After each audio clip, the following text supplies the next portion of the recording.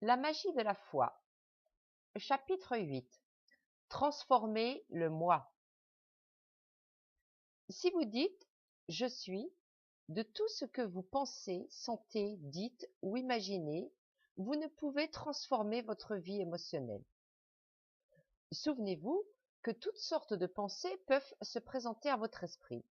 Toutes sortes d'émotions peuvent émouvoir votre cœur. Si vous dites « je suis » de toutes les pensées négatives, vous vous identifiez à elles et vous ne pouvez plus vous en séparer. D'autre part, vous pouvez refuser de dire « je suis » des émotions, des pensées négatives qui vous assaillent.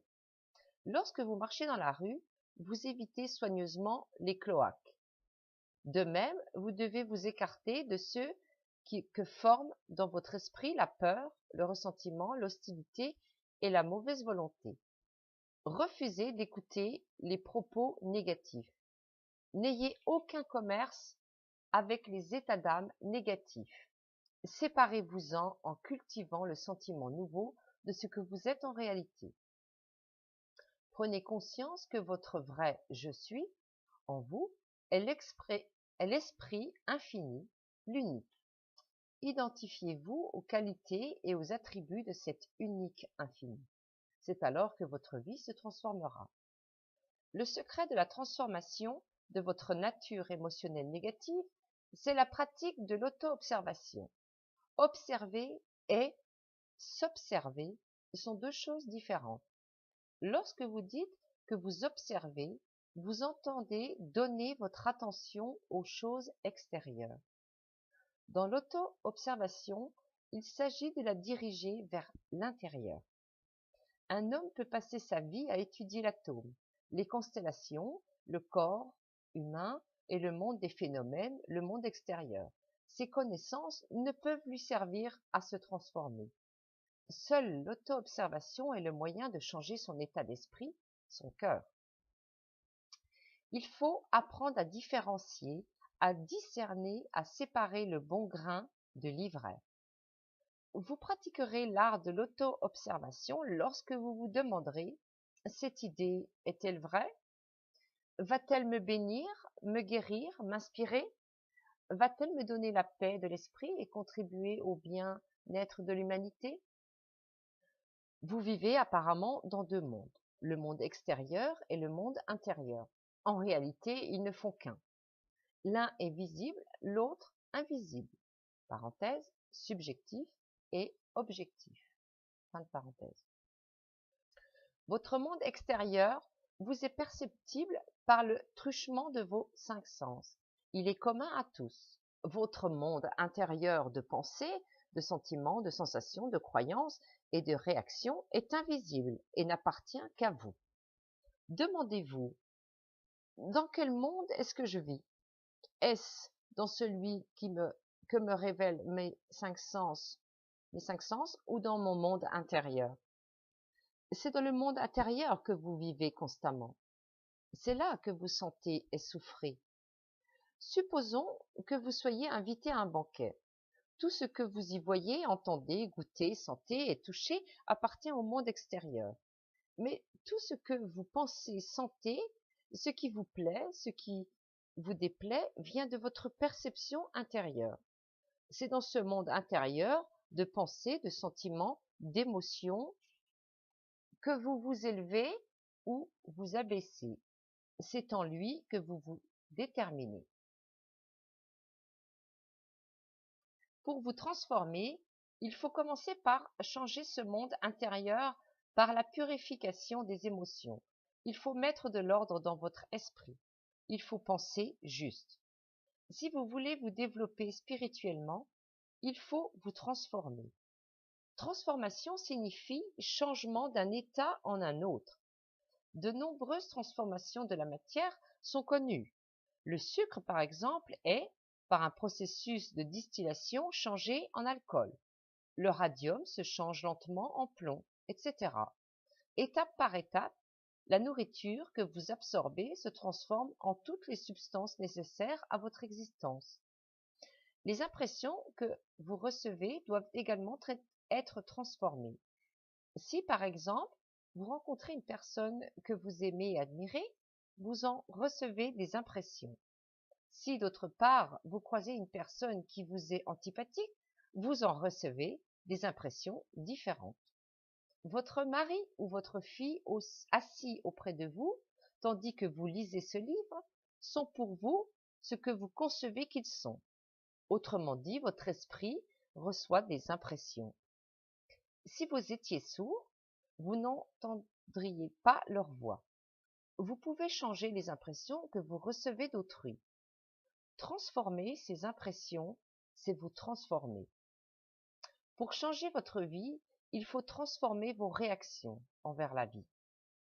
Vous surprenez-vous à réagir d'une manière conventionnelle? Si vos réactions sont négatives, votre vie le sera.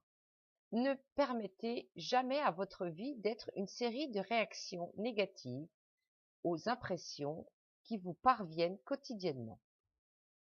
Pour vous observer réellement, il faut, quoi qu'il arrive, que votre pensée et votre sentiment soient fixés sur cette grande vérité. Qu'en est-il en Dieu et au ciel? Ceci vous élèvera et transformera toutes vos pensées, toutes vos émotions négatives. Vous êtes peut-être enclin à dire que ce sont les autres qui ont tort dans ce qu'ils disent et font. Mais si leur comportement vous rend négatif, vous êtes perturbé intérieurement. Cet état négatif est celui dans lequel vous vivez. Vous vous mouvez et avez l'être présentement. Vous ne pouvez vous permettre d'être négatif. Cela affaiblit votre vitalité, vous ôte l'enthousiasme et vous rend mentalement et physiquement malade. Vivez-vous dans la pièce où vous êtes en ce moment, ou bien dans vos pensées, vos sentiments, vos émotions, vos espoirs ou votre désespoir? N'est-ce point ce que vous sentez au sujet de votre ambiance qui compte pour vous? Lorsque vous dites « Mon nom est John Jones », qu'entendez-vous par là? N'êtes-vous pas le produit de vos pensées, plus les coutumes, les traditions et l'influence de ceux qui entourèrent votre enfance? Vous êtes en réalité la somme totale de vos croyances, de vos opinions, auxquelles il convient d'ajouter les apports de votre éducation, de votre entourage et des innombrables influences du monde extérieur qui vous parviennent et agissent sur vous par le truchement de vos sens. Peut-être vous arrive-t-il de vous comparer aux autres. Vous sentez-vous inférieur en présence d'une personne qui paraît être plus distinguée que vous, ne l'êtes? Supposons que vous soyez un grand pianiste. Si l'on loue un autre pianiste, vous sentez-vous inférieur, amoindri? Si vous aviez le sentiment juste du « je suis », cela ne serait pas possible, car le sentiment juste du « je suis » est celui de la présence de l'unique infini en vous-même dans lequel il n'est point de comparaison. Ouspensky disait que les gens se froissent facilement parce que leur sentiment du « je suis » est dérivé des états de conscience négatifs. Le sentiment du « je suis » était un de ses thèmes favoris, et certaines de ses idées sont incorporées à ce chapitre. Je dis récemment à un élève de nos cours bibliques, « Avez-vous remarqué quelles sont vos réactions typiques aux gens, aux articles des journaux, aux commentaires à la radio? Avez-vous remarqué quel est votre comportement habituel? » Non, me répondit-il, je n'ai pas remarqué. Ne s'interrogeant pas, cet homme ne se développait pas spirituellement. Il se mit à surveiller ses réactions et avoua que beaucoup d'articles de journaux l'irritaient extrêmement, ainsi que les commentaires de la radio. Il réagissait machinalement et ne se disciplinait point. Or, même s'il avait eu constamment raison, même si tous les journalistes et les commentateurs avaient eu tort, les émotions négatives auxquelles il cédait lui étaient néfastes, destructrices. Cet homme manquait de discipline mentale et spirituelle. Lorsque vous dites Lorsque vous dites « je pense ceci ou cela, je n'aime pas ceci, cela m'est désagréable », de quel « je » parlez-vous? N'est-ce pas à chaque instant un « je » différent? L'un critique, l'instant d'après un autre « je » en vous parle avec tendresse. Observez, apprenez à connaître vos différents « je » et prenez dans le silence intérieur la détermination de ne jamais permettre à certains de ces « je » de dominer ou de diriger vos pensées. Regardez de près tous les « je » que vous admettez dans votre conscience. Quelles personnes fréquentez-vous? Je fais allusion aux personnes qui habitent votre esprit. Souvenez-vous que votre esprit est comme une ville. Des pensées, des idées, des opinions, des sentiments, des sensations, des croyances y habitent. Il est dans votre esprit des ruelles, des zones dangereuses. Et pourtant Jésus, votre Sauveur, les parcourt sous la forme de votre idéal, de votre désir, de votre but dans la vie. Une des significations de Jésus, dont le nom est synonyme de Sauveur, est votre désir, parce que votre désir, une fois réalisé, est votre Sauveur. Vos aspirations, vos buts dans la vie vous appellent. Allez à leur rencontre. Accordez à votre désir toute votre attention, tout votre intérêt. Parcourez seulement les avenues de l'amour, de la paix, de la joie et de la bonne volonté de votre esprit. Vous y rencontrerez de merveilleux personnages. Ne permettez jamais à votre maison, votre esprit, d'être encombré de serviteurs indisciplinés. Lorsque vous étiez jeune, on vous a appris à ne pas avoir ce que votre mère appelait de mauvaise fréquentation. À présent que vous vous éveillez à vos pouvoirs intérieurs, il importe que vous n'entreteniez point des mauvaises pensées. J'eus un jour une conversation intéressante avec un jeune homme qui avait étudié la discipline mentale en France. Il avait l'habitude de prendre de lui-même, comme il disait, des photographies mentales de temps en temps. Il se recueillait et passait en revue ses sentiments, ses états d'âme, ses pensées, ses sensations, ses réactions et les inflexions de sa voix. Puis il se disait « Ceci n'est pas de Dieu, ceci est faux. Je vais faire un retour vers Dieu et baser mes pensées sur sa vérité. » Il pratiquait l'art de la séparation intérieure, s'arrêtant lorsqu'il était en colère pour se dire « Ce n'est pas l'unique infini, le vrai « je suis » qui parle, pense ou agit ainsi en moi. Retournez à Dieu comme ce jeune homme. Chaque fois que vous êtes prêt à vous mettre en colère, à critiquer, à être déprimé ou irritable, pensez à Dieu et au ciel. Petit 1. La traductrice rappelle au lecteur que le ciel, comme l'enfer, c'est un état d'âme. Pensez à Dieu et au ciel, et demandez-vous, qu'en est-il de Dieu? Qu'en est-il au ciel? Voilà le moyen de devenir un homme nouveau. Voilà comment on renaît de l'esprit.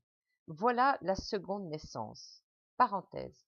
La seconde naissance, c'est la discipline intérieure et la connaissance spirituelle. Fin de parenthèse. En chacun de nous, il y a un saint et un pécheur. Il y a l'entendement divin et l'entendement humain. Fondamentalement, chaque homme aspire à être bon, à exprimer, à faire le bien. C'est le moi positif. Si vous avez commis de mauvaises actions, si vous avez par exemple volé, triché et dépouillé autrui, et si la société vous accuse et vous condamne, vous pouvez vous élever au-dessus du cloaque dans votre esprit et atteindre un état de conscience dans lequel vous cesserez de vous condamner vous-même. Vos accusateurs seront alors réduits au silence. Lorsque vous cesserez de vous accuser, le monde ne vous accusera plus. Voilà le pouvoir de votre propre conscience, le « je suis » Dieu en vous. Il est insensé de se condamner, et c'est inutile. Supposons que vous ayez commis des actes criminels. Ce n'est pas Dieu en vous qui fit ces choses, ce n'est point le vrai « je suis ». l'unique infini. Ce fut votre autre moi, l'entendement mortel en vous. Ceci, bien entendu, ne vous relèvera pas de vos responsabilités, pas plus que vous ne manquerez d'être brûlé si vous mettez votre main dans le feu. Cet autre moi représente les nombreuses pensées négatives et la croyance en d'autres pouvoirs que celle de votre propre conscience. La croyance que les autres peuvent vous nuire, que les éléments vous sont défavorables, les craintes, les superstitions, toutes sortes d'ignorances.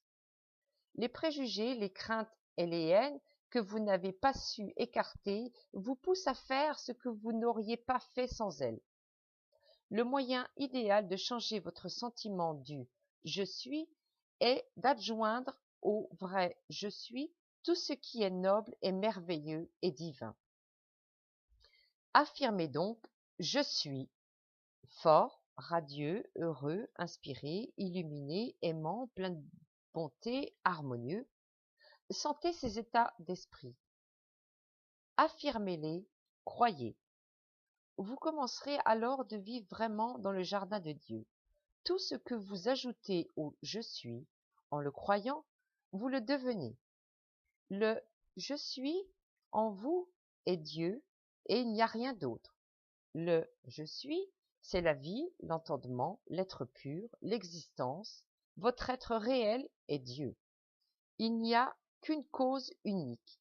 Il n'y a qu'une seule puissance au monde. Honorez-la, vivez tout le jour dans la conscience. Je suis Christ. Christ signifie loin du Seigneur. L'illuminé, l'être éveillé, prenez conscience de ce que vous êtes, c'est loin du Seigneur. Vivez dans cette atmosphère mentale.